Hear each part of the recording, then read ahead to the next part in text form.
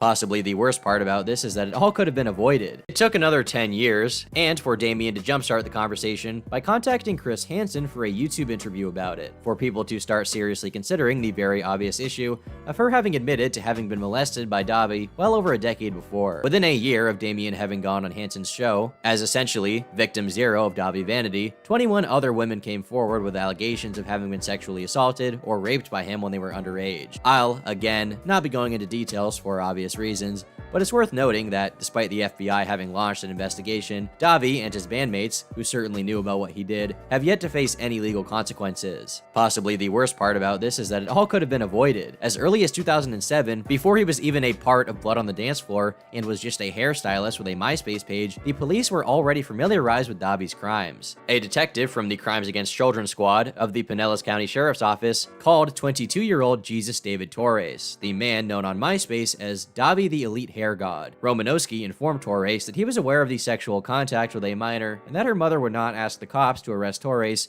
if he cut off contact with her daughter. Torres claims he didn't know how young Farrell was, said he was sorry, and promised not to talk to her again. 2 years later, he was arrested for identical accusations, but again, not charged, though he hinted at having settled out of court with his victims, who he claimed were mentally ill. Even the institutions we would like to consider credible, like the news and the police, catastrophically failed Jesse Slaughter and the rest of Dahvie's victims, allowing him to continue his criminal behavior for decades.